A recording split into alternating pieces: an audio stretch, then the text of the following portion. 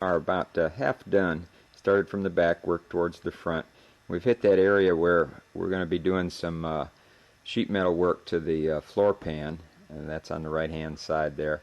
That's where most of the extensive sheet metal work will be done. A few patches just behind that, but it's coming along real nice. The underside's nice and clean. Trav's been doing a great job of cleaning it up and getting it painted.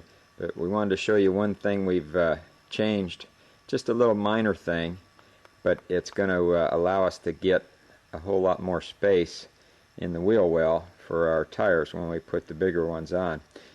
These are brackets for the differential snubber or bumper. There's a little rubber bumper that goes into that slot there. But you can see the tab and the sharp corners on the bottom side.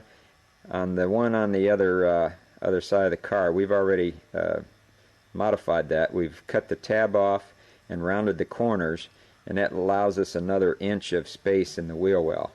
And then we've painted it. And I'm going to come up here and show you the finished product.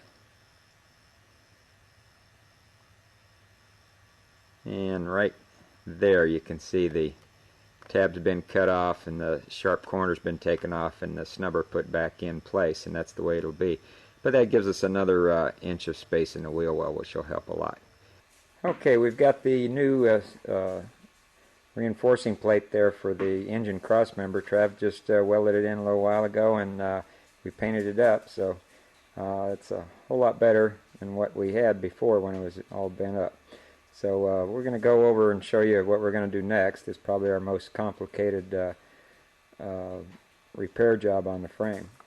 Okay, there's our floor pan. It's basically welded in.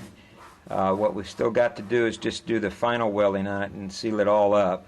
A few holes in there from where we had the Cleco pins in to hold those parts in the position. But if you take a look at the difference between what we have to do yet, the driver's side, and what we've done with the passenger side, it's quite a difference. We're real proud of it because it's our very first floor pan that we ever built on our own, and it came out pretty good. Like I said, it was fairly labor intensive because we had to build 7 pieces to make it fit in there. That took a while, and we had to shape them, form them, bend them, do a little bit of welding and things before we got them in there. But it was well worth the trouble, since we are going to save, as I said earlier, about $500, which we're hoping to put into engine parts that make this thing go much faster than it normally would. So with that in mind, we didn't show you much of how we put the floor pan in and how we made it. So we'll do that on the next time. We're going to start taking the dash out, so it'll be easier to work on the driver's side of the floor pan and get the brake pedal out of the way in that. But and then we'll show you all the steps on what we did to accomplish that.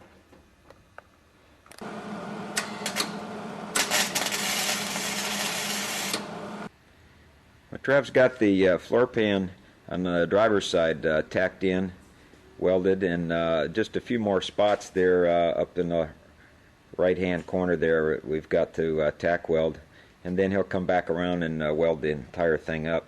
Also, we've got to put a floor plate just above it. That's where the speedometer and emergency brake cables go. And we've started on the front end right here, putting back the coil springs and the upper and lower control arms and the spindles. That was quite a job because of the 390 engine that we're putting into the car. The coil springs are much heavier duty. Now here's the engine ready to be put into the engine compartment.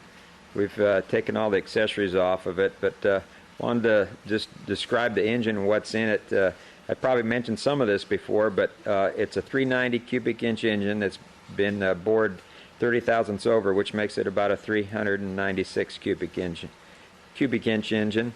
The fancy stuff, or the power stuff that we've put into it, is an Edelbrock heads. They're aluminum, and they're rated at about an additional 40 horsepower over what the normal heads would be in this engine. So that gives us a lot more horsepower. Plus, they're about 40 pounds lighter than the regular cast iron heads.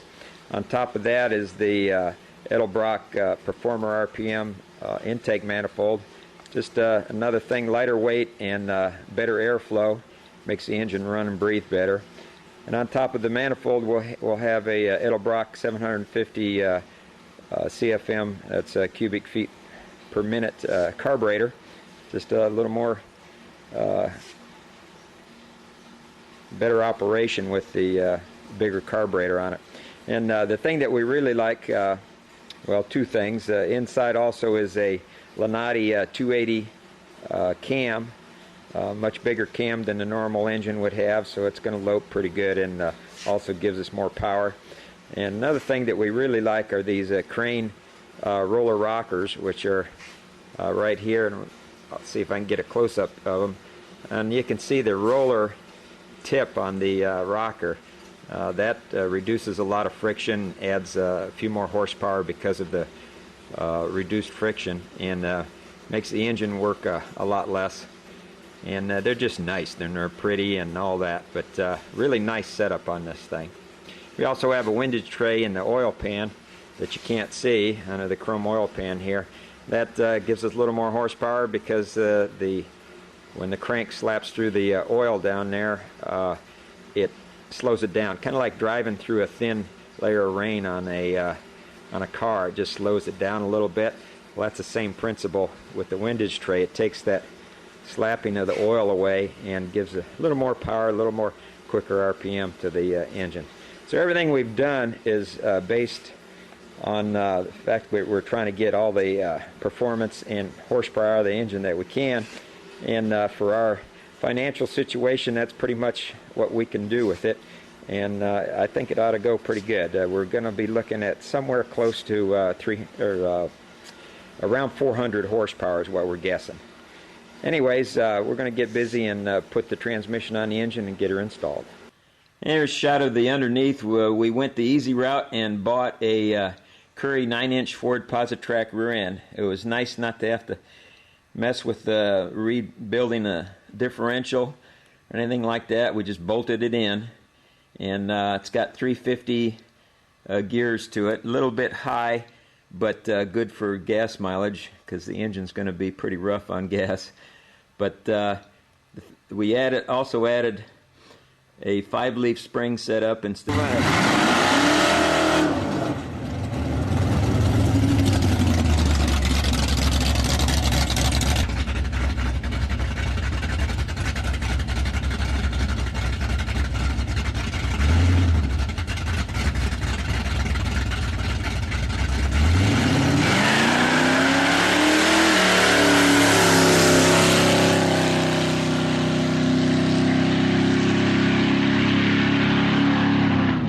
Good run, good run.